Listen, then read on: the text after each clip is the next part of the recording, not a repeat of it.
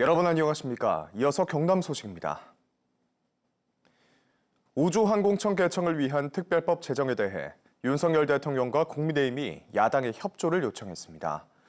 오는 9일 국회 본회의에서 통과를 희망하고 있지만 아직 소관 상임위도 통과하지 못해 일정이 빠듯한 상태입니다. 천현수 기자의 보도입니다. 내년도 예산안을 두고 국회 시정연설에 나선 윤석열 대통령.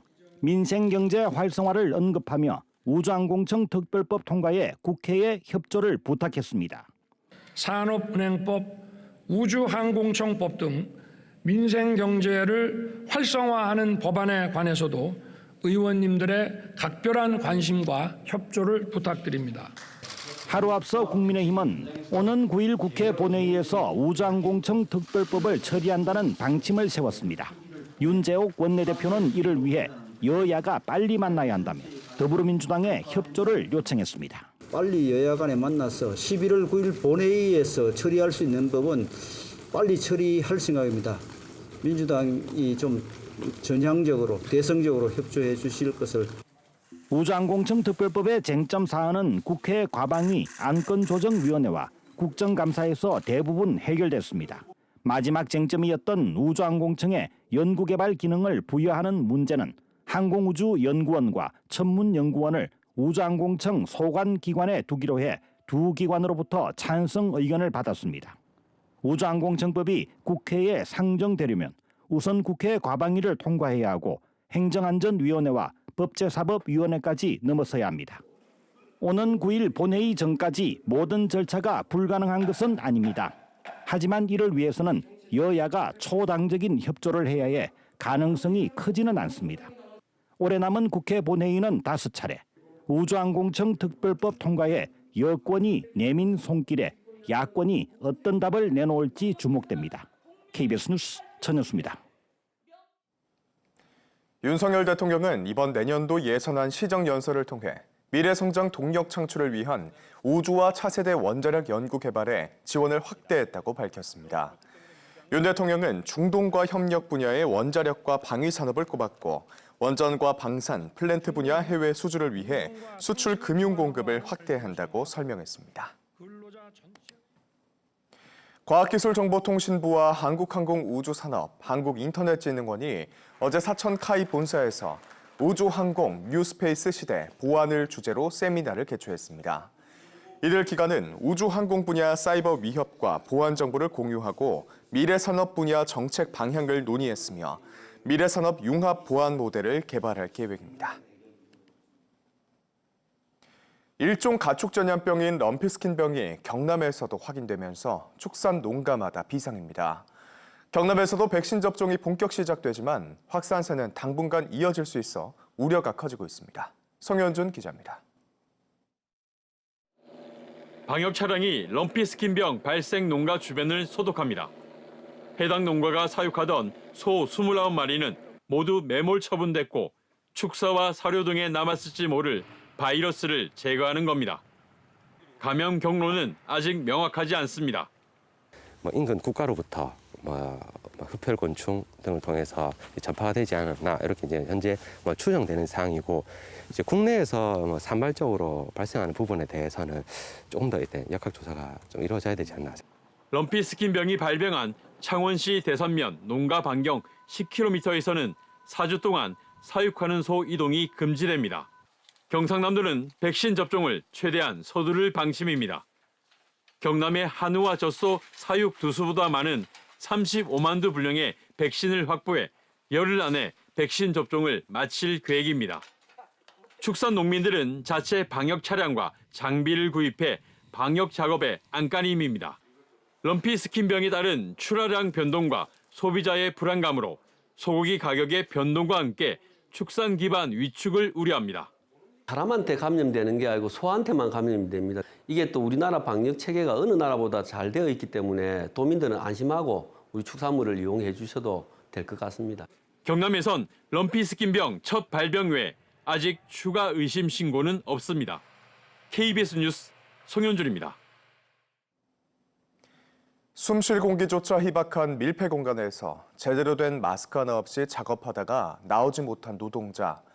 올해 경남에서만 4명입니다. KBS는 밀폐 공간 작업에서 환기 절차가 노동자의 생명을 지키는 데 얼마나 중요한 역할을 하는지 실험을 통해 확인해봤습니다. 박기원 기자가 보도합니다. 보이지 않는 살인자로 불리는 밀폐 공간 작업. 한 해 평균 36명의 노동자가 숨지거나 다칩니다. 도로 및 30세제곱미터 밀폐 공간에 유독가스가 들어찬 상황을 가정한 환기 실험입니다. 1분당 38세제곱미터의 환기 용량을 가진 환풍기로 공기를 불어넣어 봤습니다. 1분 정도 지나자 유독가스 대부분이 밖으로 빠져나옵니다. 적정 환기량은 밀폐 공간 크기의 10배. 실험 공간 기준 10분 정도 환기한 뒤에 작업자를 들여보내야 사고를 막을 수 있습니다. 환기는 일반적으로 급기, 배기 모두 가능하나 급기가 효율이 좋기 때문에 환기는 급기를 권고를 드립니다. 환기 이후에는 산소 농도가 18% 이상인지 측정하고 외부 공기가 공급되는 송기 마스크 착용이 필수입니다.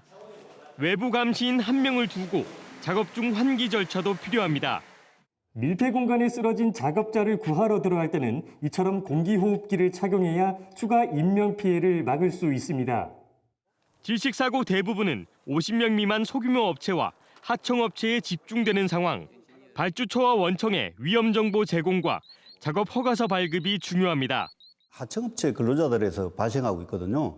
작업 허가서 발급과 그 절차와 내용의 철저한 이행을 당부드립니다.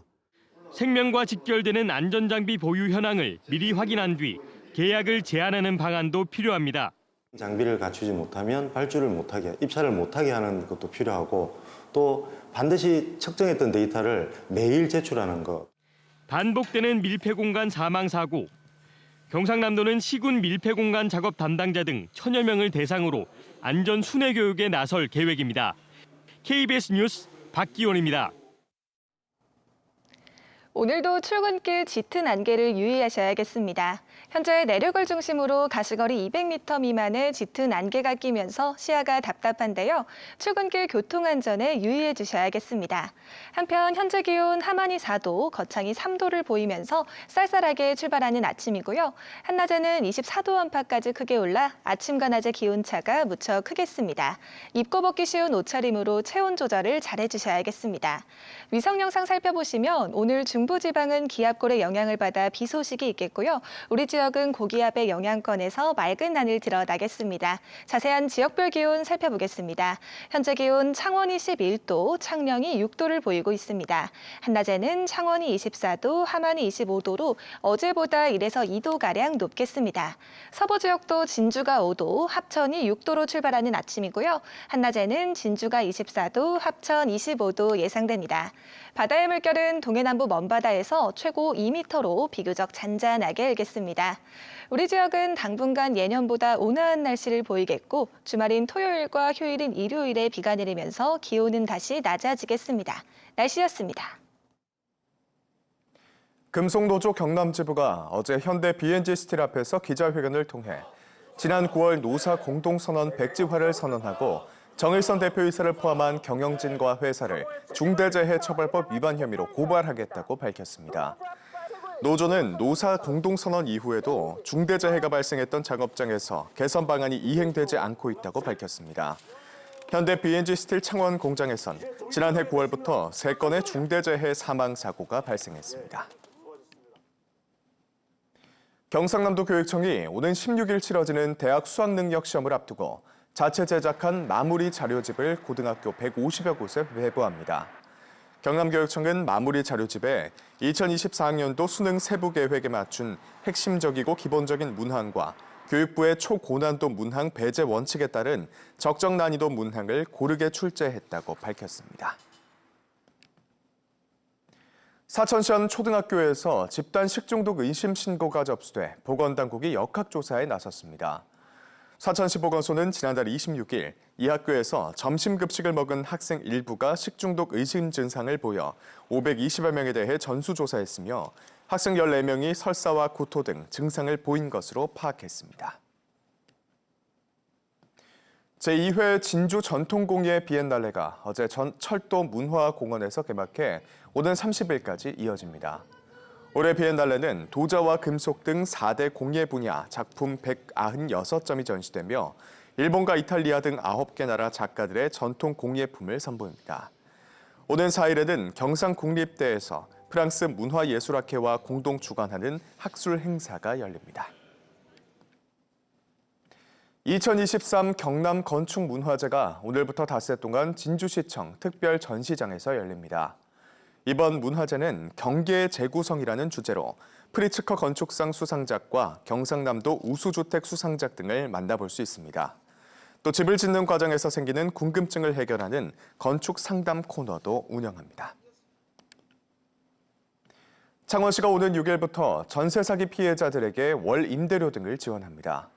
지원 대상은 창원에 주민등록이 있는 사람 가운데 전세 사기 피해 확인을 받은 사람으로 긴급 주거지원 주택에 거주하는 기간 납부한 임대료에 대해 월 최대 8만 원을 받을 수 있습니다. 또 버팀목 전세자금 대출 등 전세자금 대출 이자는 월 최대 34만 원까지 지원받을 수 있습니다. 창원시가 연말까지 음식점과 주점, 통신 판매업 등 지방세 상습 체납자에 대한 허가 취소 등 사업 제한을 추진합니다. 사업 제한 대상은 지방세를 3차례 이상 내지 않고 체납액 30만 원 이상인 경우입니다. 창원시 집계 결과 해당 사업자는 1,300여 명, 체납액은 73억 원으로 나타났습니다. 창원지법은 시세 차익이나 보상금을 노리고 농지를 사들인 혐의로 기소된 투자자 18명에 대한 항소심에서 벌금 각 500만 원인 원심을 유지했습니다.